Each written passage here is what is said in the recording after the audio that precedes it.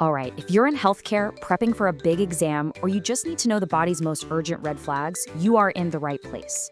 We're about to do a rapid-fire, high-yield review of electrolyte emergencies. No fluff, let's just jump right in. So let's set the stakes right now with a question. What single number on a simple lab report can literally signal an impending cardiac arrest? Stick with me, because by the end of this, you'll not only know that answer, you'll know exactly what to look for. First up, sodium. And when you see a sodium value that's off, I want you to think one thing, and one thing only: brain. This is the ultimate electrolyte for a patient's neurological status. So why is it so critical for the brain? Well, sodium is basically the master of fluid balance in the body. You know that old saying, where sodium goes, water flows? An imbalance means fluid is either rushing into or getting sucked out of brain cells, and that is an absolute recipe for disaster. Okay, here is the first number I need you to burn into your memory. 135 to 145. That's the normal happy range for sodium. And it looks kind of wide, but trust me, it's a deceptively narrow window. Stepping outside of it, in either direction, is where all the trouble starts. So what happens when it's too high or too low? Let's use some easy mnemonics to lock this in. When sodium's too high, we call that hypernatremia. Just think salt. Skin flushed, agitation, low-grade fever, and extreme thirst. The body is just dried out.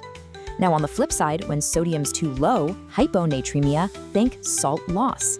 The patient gets lethargic, they have a headache, their muscles go limp, and this is the big one, they can have seizures. And that really is the bottom line here. I don't care if that sodium level is sky high or in the basement, the primary life-threatening danger is neurological. So the most important takeaway is this: an extreme sodium level equals seizures. That's your red alarm. Okay, let's shift gears from the brain to the heart with our next electrolyte, potassium. If sodium is the neuro expert, then potassium is, without a doubt, the heart stopper, period.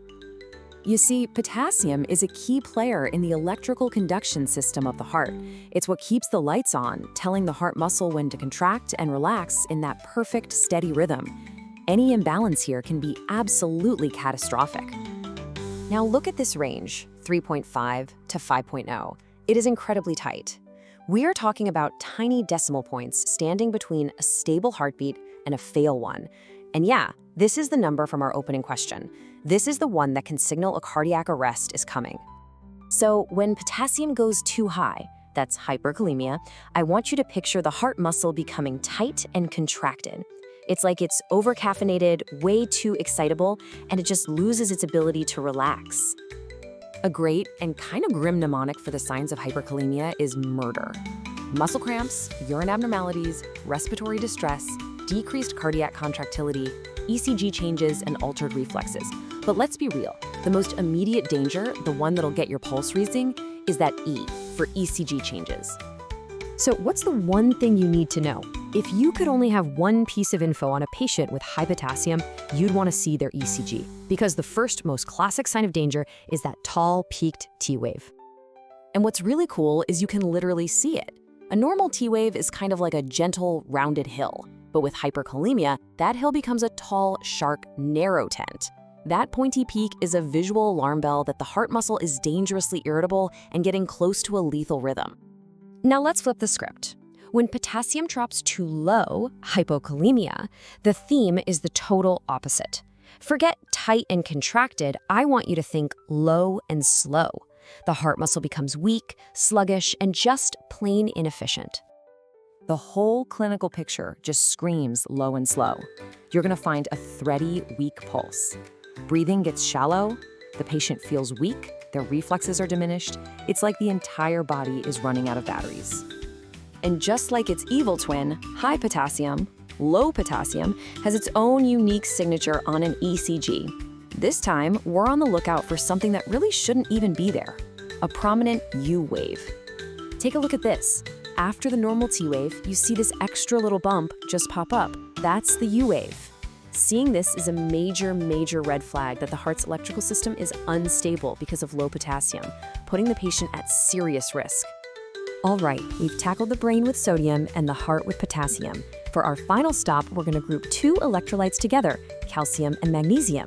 And there's one simple reason why. When they're off, it causes absolute muscle mayhem. Now, we usually think of calcium for bones and magnesium for muscle relaxation, But really, they often act like partners.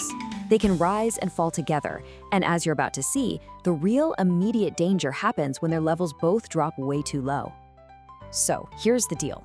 When calcium and magnesium are low, it's like the body loses its ability to tell the nerves and muscles to calm down. The nerves just start firing uncontrollably, and that leads to all sorts of muscle spasms and twitching.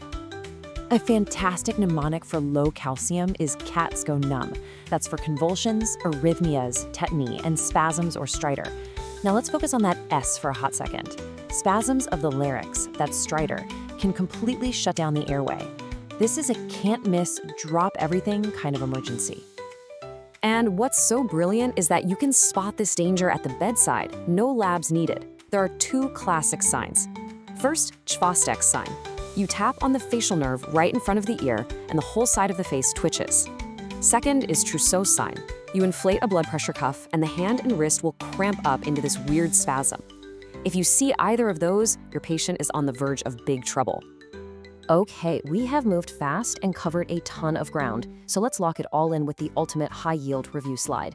This is the core info you need to take with you, whether it's for an exam or, more importantly, for your next shift. Let's just burn this into our brains, okay? Sodium imbalance, your red alert is seizures. Potassium imbalance, high or low, doesn't matter, your red alert is cardiac arrest. And for low calcium and magnesium, your red alert is tetany and stridor, which is an airway emergency. See? Brain, heart, airway, that's your framework. So, I'll leave you with a final thought to chew on. Now that you can connect these numbers to their worst-case scenarios, which one of these imbalances do you think is most often missed in a chaotic, busy clinical setting until it's almost too late? Something to think about. Thanks for tuning in.